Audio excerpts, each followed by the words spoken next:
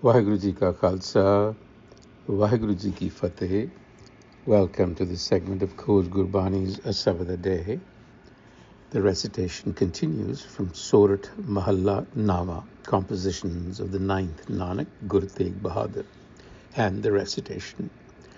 Surat Mahalla Nama, Mai Mai Keh Bidh Lakhau Gusai, Mahamoh Agyan Timar, मोह मन रह्यो उलझाई रहाओ। सगल जन्म परम ही परम खोयो, नह अस्थिर मति पाई। बिख्या सकत रह्यो निसबासुर, नह छूटी अधमाई। साध संग कबू नहीं कीना, नह कीरत प्रभ गाई। जन नानक मैं नाही को गुण, राख लिहो सरनाई। साध संग कबू नहीं कीना, नह कीरत प्रभ गाई। जन नानक मैं नाहे को गुण, राख लिहो Sarnaik.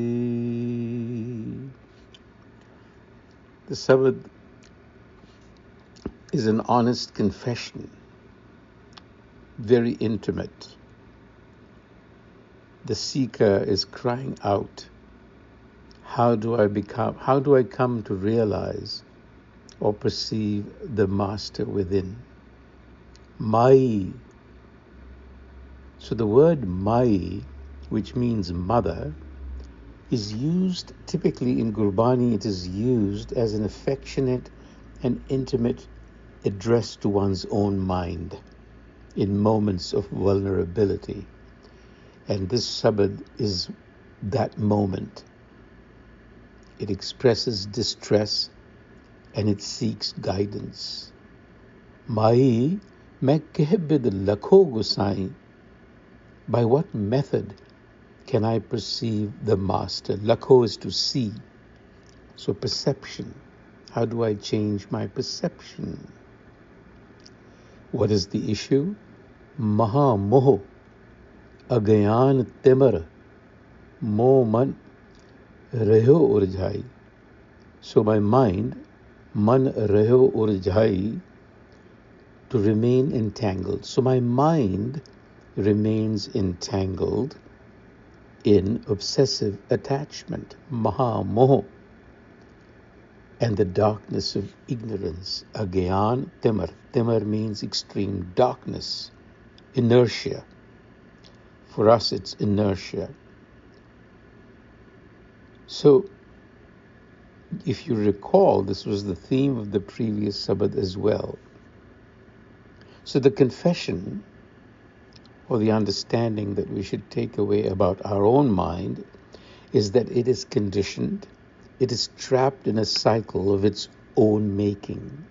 It is so entangled in knots of attachment and ignorance that it cannot even see the problem, let alone find a solution. So what is being sought here is a way to untangle these internal knots and a yearning for authentic perception. In the verse following, the Guru continues with a description of how life has been lived so far. Sagal Janam, my entire life, param hi param khoyo, I have been lost in endless delusions and doubts. Neh asthir mati pai, never gaining steady wisdom or a tranquil mind. Bikhya sakat rahyo nisbasur. Nisbasur, day and night, I have remained attached, unable to free myself. Nachuti, adhamai. Adhamai is low degraded ways, baseness, self-degrading tendencies. This is important because we tend to negate ourselves. We have this tendency.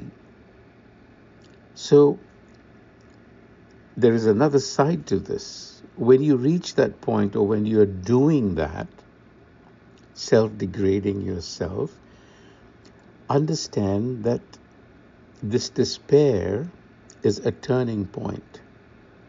It signals the first essential step on the path, and the step is recognition. Recognize this tendency. That's the poison. But it is also the cure. So only in facing the full extent of one's entrapment that the possibility of freedom opens itself up. So you see, the consequence of all this is adamai, degraded ways. Think of them as self-defeating habits. That is what keeps you from your higher potential. So this self-assessment is a prerequisite for any meaningful change. We have to be unflinching in admitting the depth of our inner obstacles. That persistent confusion, the addiction back over and over again to those thoughts, stubborn negative habits, we have to acknowledge them to ourselves. And when you do, honestly, that is the turning point. In conclusion,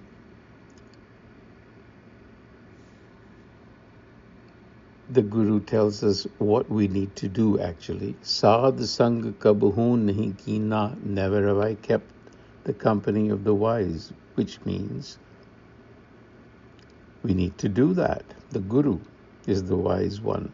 Sad sang kabahu nahi kina, neh kirat prabhagai, literally meaning singing praise. But what that means is cultivation of qualities.